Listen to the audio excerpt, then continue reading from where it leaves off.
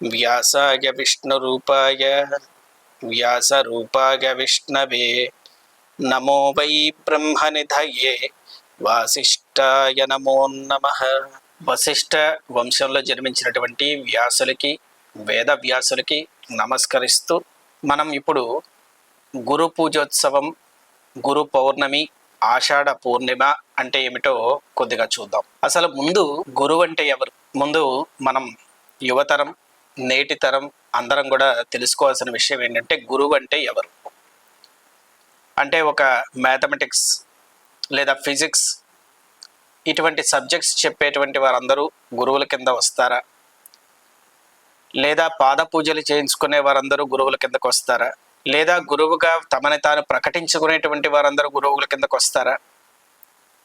అసలు గురువు యొక్క లక్షణాలు ఏమిటి? ఎవరిని మనం గురువుగా భావించాలి అనేది మనం చూద్దాం. ఎందుకంటే గురు పౌర్ణమి రాగానే కాన్సెప్ట్ని విడిచిపెట్టి అభిషేకాలు లేకపోతే ఇంకొకటి ఏదో కీర్తించడాలు లాంటివి చేస్తూ ఎక్కడికో వెళ్ళిపోతున్నాం. కాబట్టి గురు పౌర్ణమి యొక్క విశిష్టత ఏమిటి, అసలు గురువు అంటే అర్థం ఏమిటి, ఆ గురువుని ఎలా స్వీకరించాలి అనేది మనం చూస్తూ వెళదాం. మనము గురువుని ఎలా స్వీకరించాలి అనేది తెలుసుకోవడం కోసం, ఎందుకంటే టీచర్, గురువు ఇద్దరున్నారు. ఉపాధ్యాయులు, గురువు. మన తెలుగులోనే రెండు పదాలు ఉన్నాయి. ఉపాధ్యాయులు అని ఉంది, గురువు అని ఉంది. విప్రులు అని ఉంది, బ్రాహ్మణులు అని ఉంది, పండితులు అని ఉంది, ద్విజులు అని ఉంది. వీటన్నిటికీ అర్థాలు వేరు వేరే. కాబట్టి ఉపాధ్యాయులు గురువుల, గురువులు ఉపాధ్యాయుల. అంటే సహజంగా గురు పూజోత్సవం రాగానే మనకి పాఠాలు చెప్పినటువంటి గురువుని సందర్శించడం కావచ్చు, వారికి పండ్లు, పలహారం లాంటివి సమర్పించడం, వారికి నమస్కారం చేయడం తప్పు లేదు, అవన్నీ చేయవచ్చు. అది ఏమీ తప్పు కాదు. ఎందుకంటే జీవితానికి ఉపదేశం చేసి జీవితంలో ఎలా బ్రతకాలి, ఆధ్యాత్మికంగా కాకుండా ఈ భౌతిక ప్రపంచంలో ఎలా బ్రతకాలి అనేటువంటి దానికి సంబంధించి, లేదా ఒక విద్యకు సంబంధించినటువంటి టీచింగ్ అనేటువంటిది టీచ్ చేసినటువంటి వ్యక్తుల్ని గురువులు అని అంటాం. కానీ సమాజంలో అది మాత్రమే అల్టిమేట్ కాదు, అది సుప్రీం కాదు. సుప్రీమిటీ అనేటువంటిది ఎవరికి ఆపాదించబడుతుంది? మీరు చూడండి, ఎప్పుడైనా ఒక పీఠాధిపతులు కానీ ఒక ఆశ్రమంలో కానీ పాద పూజ జరిగినప్పుడు అక్కడ జరిగేది పాదాలకు కాదు పూజ, పాదుకలకి. పాదుకలు అంటే జ్ఞానానికి సంకేతం. జ్ఞాన మార్గంలో నడిపించేటువంటి వారు గురువు. మోక్షానికి, జ్ఞానానికి మధ్యలో వారధిగా ఉండేవారు మాత్రమే గురువు. కానీ ఏ గురువు మోక్షాన్ని ప్రసాదించలేరు. మోక్ష మార్గాన్ని ఉపదేశించగలరు, మోక్ష మార్గాన్ని సూచించగలరేమో కానీ మోక్షాన్ని ఏ గురువు ప్రసాదించలేరు. మోక్షాన్ని వైపు నడిపించేవారు, మోక్ష మార్గాన్ని ప్రసాదించేటువంటి వారిని మనం గురువులు అంటాం. ఎందుకంటే మనం ఆధ్యాత్మికంగా మాట్లాడుతున్నాం.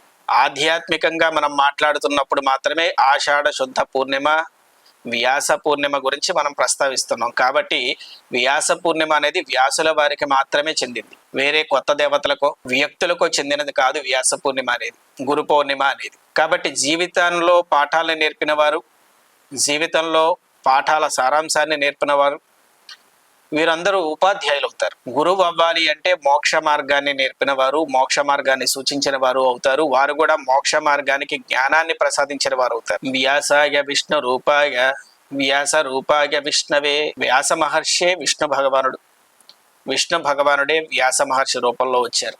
రాసులుగా పోసి ఉన్న వేదాలను విభజించి సెగ్రిగేట్ చేసి ఈ సులువుగా మనిషి నేర్చుకోవడానికి ఉపయోగపడేట్లుగా తయారు చేసినటువంటి వారు వ్యాసుల వారు. వ్యాసులు అంటే అది వ్యక్తి కాదు, ఒక వ్యవస్థ. అందుకే చూడండి, ఇప్పుడు సమాజం ఎలా ఉంది. ఒక చిన్న కథ చెబుతారు. ఒక రాజ్యంలో ఒక రాజుగారు రాజ్యపాలన చేస్తూ ఉంటారు. ఆ తర్వాత రాజుగారు ప్రతిరోజు వచ్చి పూజాది కార్యక్రమాలు చేద్దాము అన్న ఉద్దేశంతో ఆ పూజా మందిరానికి వెళ్తారు. పూర్వకాలం మనకు తెలుసు కదా, మన ఆస్తులు అంటే ఏమిటి, మన ఇంట్లో ఎన్ని ఎలుకలు ఉన్నాయి, ఎన్ని పిల్లులు ఉన్నాయి, ధాన్యాగారంలో ఎంత ధనం ఉన్నది, ఎన్ని ఏనుగులు ఉన్నాయి, ఎన్ని గుర్రాలు ఉన్నాయి, ఇవి ఆస్తి. అలాగే రాజుగారు పాపం రోజు పూజ చేద్దామని చెప్పి వెళ్తూ ఉన్న సందర్భంలో పూజా మందిరంలో ధనధాన్యాలతో సుభిక్షంగా ఉంది ఆ రాజ్యం. ఆ పూజా మందిరంలో ఎలుకలు అవి తిరిగి కాస్త పూజా సామాగ్రిని పాడు చేస్తూ ఉన్నాయి. అలాగే ఆ ఎలుకల కోసం వచ్చినటువంటి ఒక పిల్లి ఆ పూజా సామాగ్రి అంతా కూడా ఎలుకని పట్టుకోవడం కోసం పరిగెత్తి చిందరవందర చేస్తూ ఉంది. ఇది సహజంగా రాజుగారి యొక్క పూజలు చేద్దాము అనుకున్నప్పుడు ఆ మనశ్శాంతిని, ఆ ప్రశాంతమైన వాతావరణాన్ని ఆయన సిద్ధమై వెళ్తున్నప్పుడు కొంత చికాకు పెట్టింది. దాంతో ఆయన ఏం చేశారు అంటే ప్రతిరోజు ఆ రాజుగారు రావడం, అదంతా చూసి కొంచెం డిస్టర్బ్ అవడం, ఆ భట్టుల్ని పిలవడం, బాబు నా పూజ అయ్యే వరకు కూడా జీవహింస చేయకూడదు, కాబట్టి ఈ పూజ అయ్యే వరకు కూడా వేటాడడం అది వేరే విషయం, కానీ పూజా మందిరం దగ్గర, దేవతా మందిరం దగ్గర జీవని హింస చేయకూడదు, కాబట్టి నేను పూజకు వస్తున్నాను, కాస్త పిల్లిని ఏదైతే ఆ పదార్థాల మీద పరుగులు పెడుతూ ఉందో దాన్ని ఒక బుట్ట కింద పెట్టండి, నా పూజ అయిన తర్వాత ఆ పిల్లిని విడిచిపెట్టండి, మళ్ళీ రెండో రోజు నేను పూజకు వచ్చేసరికి సిద్ధం చేయండి, ఆ పిల్లిని బుట్ట కింద పెట్టండి అని చెప్తూ ఉన్నారు. ఎందుకంటే రోజు జరుగుతోంది, ఆయన డిస్టర్బ్ అవుతున్నారు. ఎంతో ప్రశాంతమైన చిత్తంతో వచ్చినటువంటి వ్యక్తికి వస్తా డిస్టర్బ్ అవుతూ ఉన్నారు. సరే, ఇది కొన్ని రోజులు నడిచింది. సైన్యాధిపతి చూశారు. ఇక ఒకరోజు రాజుగారు వచ్చే ముందు సైన్యాధిపతి భటులతో అంటున్నారు, ఏమయ్యా రాజుగారు పూజకి సిద్ధం అవుతున్నారు, మీకు ఇంకా తెలియదా, పిల్లిని బుట్ట కింద పెట్టాలని తెలియదా అన్నారు. ఇదంతా బాగానే ఉంది. కొన్ని రోజులు నడిచింది. ఇలా రాజు రావడానికి ముందే పిల్లిని బుట్ట కింద పెడుతున్నారు, ఆ పూజాది కార్యక్రమాలు చేస్తున్నారు, పిల్లిని విడిచిపెడుతున్నారు. రాజుగారు ఒకసారి గ్రామోత్సవానికి వెళ్ళారు. గ్రామాన్ని సందర్శిద్దామని వెళ్ళారు. రాజ్యాన్ని వెళ్ళినప్పుడు గ్రామంలో ప్రతి చోట కూడా ఇంటి ముందు ఒక పిల్లి బుట్ట కనబడినాయి. ఏమిటి ప్రతి ఇంటి ముందు కూడా ఒక బుట్ట బోర్లించి ఉంది, ఒక పిల్లి తిరుగుతూ ఉన్నాయి, ఏమిటి ఇది అని అడిగినప్పుడు అక్కడ చెప్తూ ఉన్నారు, రాజా మీరు పూజ చేసేటప్పుడు రోజు ఒక పిల్లిని బుట్ట కింద పెడుతున్నారు కదా, అది పద్ధతి శాస్త్రం అనుకుని మన రాజ్యంలో ఉన్న వారందరూ కూడా పిల్లుల్ని పెంచి బుట్ట కింద పెడుతూ ఉన్నారు. పూజ పూర్తి కాగానే వాటిని విడిచిపెడుతూ ఉన్నారు. అంటే ఇప్పుడు అసలు ఆరాధన ఏంటి, అసలు పూజ ఏమిటి, అది ఎక్కడికి పోయింది, శాస్త్రంలో ఉన్నదా ఇది? పూజ చేసేటప్పుడు పిల్లిని బుట్ట కింద పెట్టాలి అని చెప్పి ఎక్కడైనా శాస్త్రం ఉందా? మనలాంటి వారు ఎవరైనా ఇంటికి వెళ్ళినప్పుడు ఇదేంటమ్మా పిల్లిని పెట్టుకున్నారు, పూజ చేసుకుంటున్నారు అంటే ఇది శాస్త్రం అని వారు వాదిస్తారు. ఒక కలశాన్ని పూజా మందిరంలో పెట్టి మనం పూజ చేస్తూ ఉంటాం. పూజా మందిరంలో పెట్టి కలశానికి మనం ధూపం ఆగ్రాపయామి, దీపం దర్శయామి, గంధం సమర్పయామి అని అక్షతలు, పుష్పాలు, గంధం వేసి పూజ చేస్తూ ఉంటాం. మనం పూజ చేస్తున్నది దేనికి? కలశం అనే కంటైనర్క, అందులో ఉన్నటువంటి గంగాది తీర్థాలక?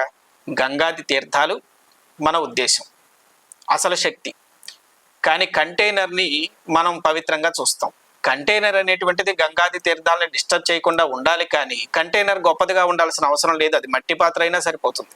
అలాగే గురువు అనేటువంటి గురు పూర్ణిమ అనేటువంటిది కూడా ఈ ప్రపంచంలో ఎలా తయారైపోయిందంటే, అసలు వేదవ్యాసులు అనేటువంటి వారు పక్కకు వెళ్ళిపోయారు. అసలు వేదాలను విభజించిన వారు, భారతాన్ని రచించినటువంటి వారు, లోకానికి జ్ఞానాన్ని ప్రసాదించినటువంటి వారు, సాక్షాత్ విష్ణు స్వరూపమైనటువంటి వారు, వశిష్ఠ కులంలో వంశంలో జన్మించినటువంటి వారు, ఈయన జన్మించడం వల్ల కూడా వశిష్ఠుడు గొప్పవాడైన అయ్యాడు అని చెప్పొచ్చేమో.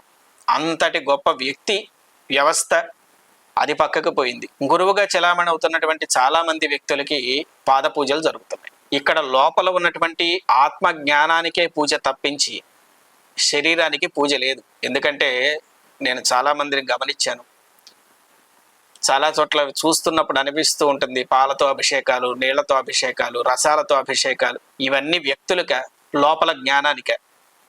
ఒక వ్యక్తికి మనం రెండు చేతులు జోడించి ఇలా నమస్కారం చేశాము అంటేనే అర్థం అది శరీరానికి కాదు, అందులో ఉన్న ఆత్మ జ్ఞానానికి, ఆ వ్యక్తి యొక్క మేధస్సుకి, ఆ వ్యక్తి యొక్క జ్ఞానానికి మనం నమస్కారం చేస్తాం. ఒక వ్యక్తి చేత మనం నమస్కారం చేయించుకునే స్థాయిలో మనం ఉన్నాము అంటే మన యొక్క స్థాయి తాహత పెరుగుతుందని అర్థం. అది ధనం పరంగా మనం ఎప్పుడు కూడా దాని పరిమాణంగా తీసుకోకూడదు, ప్రమాణంగా. ధనం పెరిగితే భయంతో నమస్కారం చేస్తారేమో, విద్య పెరిగితే మాత్రం గౌరవంతో నమస్కారం చేస్తారు. కాబట్టి గురు పౌర్ణిమ అనేటువంటిది వేదవ్యాసుడైనటువంటి వ్యాస భగవానుడికి చెందుతుంది, వేరే ఏ దేవతకి చెందే అవకాశం లేదు. వేదవ్యాసునికి మించినటువంటి సుప్రీం లార్డ్ ఎవరైతే ఉంటారో వారికి చెందుతుంది, విష్ణుమూర్తి, శివుడు, వీరికి చెందుతుంది. ఈ సృష్టి స్థితి లయాలనేటువంటి బ్రహ్మ విష్ణు మహేశ్వరుల ముగ్గురిని విడిచిపెట్టి కొత్త కొత్త దేవతలందరినీ కూడా మనం ఆరాధన చేస్తూ సమాజంలో ముందుకు వెళ్తూ ఉన్నప్పుడు అసలేదో కొసరేదో రాబోయేటువంటి తరాలకు తెలిసే అవకాశం లేదు. ఇప్పుడు September 5th మనం టీచర్స్ డే అని చేస్తూ ఉంటాం, అంటే ఉపాధ్యాయ దినోత్సవం.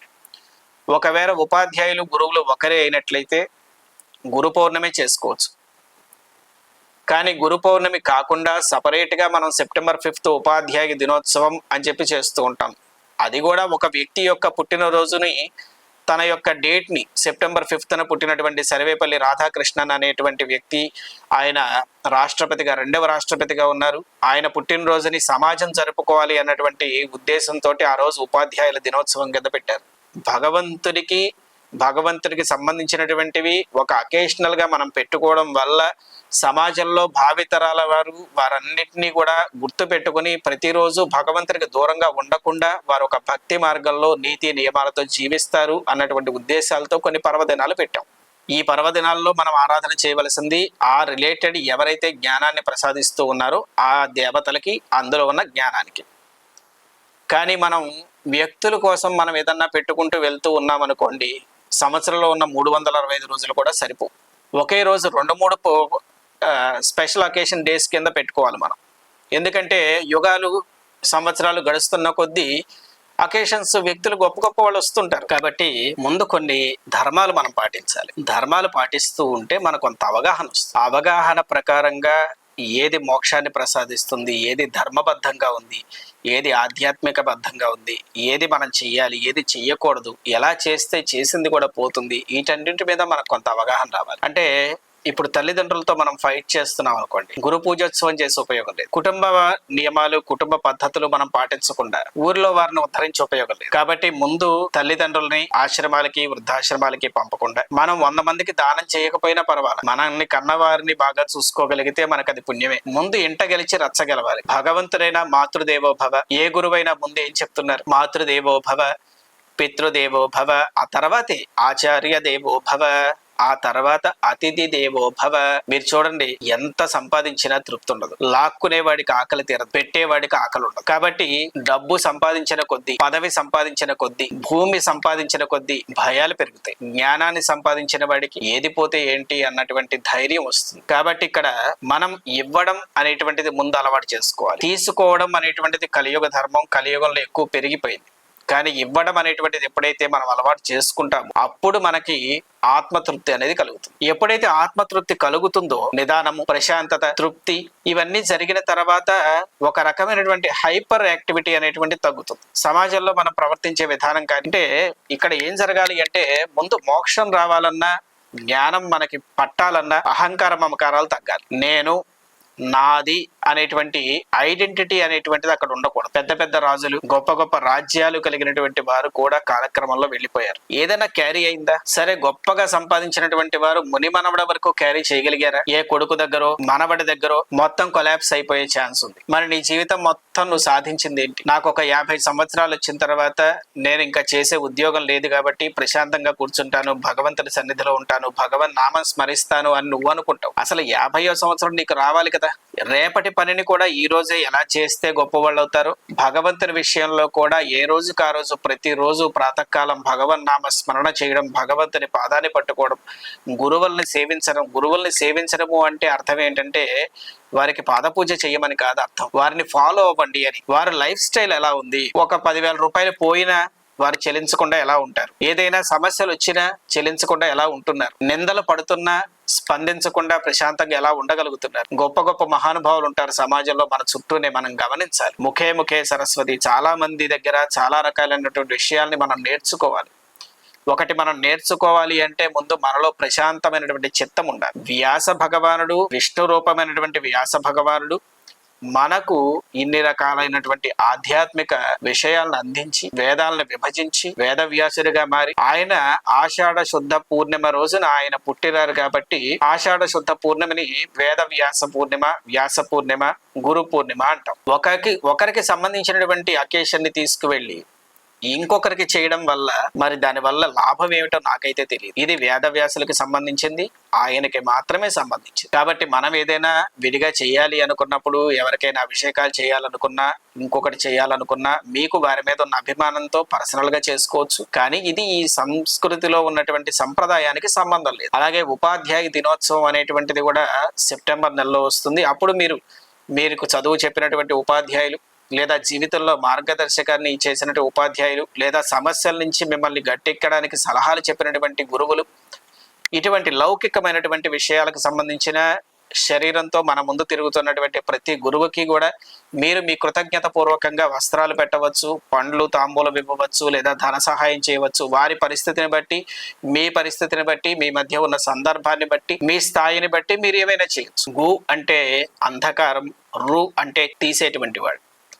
మనలో ఉన్నటువంటి అజ్ఞాన అంధకారాల్ని తీసివేసి జ్ఞానం వైపు మనల్ని నడిపించి మోక్ష మార్గాన్ని మనకి సూచించి జ్ఞానాన్ని ప్రసాదించేటువంటి వారు, మోక్షానికి జ్ఞానానికి మధ్యలో వంతెనగా ఉండేటువంటి వారు గురువులు. గురువుల్ని కాపాడుకోవాల్సినటువంటి బాధ్యత కూడా మీ మీదే ఉంటుంది. ఎందుకంటే మనకున్నటువంటి జ్ఞాన సంపదన మన ముందు తరంలో ఉన్నటువంటి గురువులందరూ కర్ణ పరంపరంగా మనకు అందిస్తే వచ్చింది. గురువు అనేటువంటి వారి ఉనికే కరువైపోయినప్పుడు భావితరాల్లో మన బిడ్డలకు ఆ జ్ఞానాన్ని ప్రసాదించేటువంటి వాడు ఉండేది అవకాశం లేదు. కాబట్టి దేన్ని ఎవరికి సంబంధించిన దాన్ని వారికే కేటాయిస్తూ ఆ పరంపరను అలాగే కొనసాగిస్తారు అని భావిస్తున్నాను. ఒక గురువుని ధ్యానిస్తే జ్ఞానాన్ని సులభంగా గ్రహించగలం. జీవితంలో దారి తప్పకుండా ఎన్ని ఒడిదుడుకులు వచ్చినా కూడా ముందుకు సాగగలం. పాపం నుంచి విమోచనాన్ని పొందగలం. పాపం అంటుకోకుండా జీవించగలం. చుట్టూ బురద ఉన్న కమలంలాగా వికసించగలం. మోక్ష మార్గాన్ని తెలుసుకోగలం. మోక్షం పొందడం మన కృషి. ఆకాశం ఎప్పుడు స్థిరంగానే ఉంటుంది. దాని కింద ఉన్న మబ్బులే చెదిరిపోతూ ఉంటాయి. నిరంతరం ప్రవాహంగా వెళ్ళిపోయేటువంటి మబ్బుల్ని చూసి ముచ్చటపడి మబ్బుల్లో విహరించాలి అనుకునేటువంటి మనము వెనక ఉన్నటువంటి స్థిరమైన ఆకాశాన్ని పట్టుకోవాలి. చెదిరిపోయే మబ్బుల్ని కాకుండా చెదరకుండా ఉండేటువంటి జ్ఞానాన్ని మనం ధ్యానించాలి, పూజించాలి, ప్రార్థించాలి.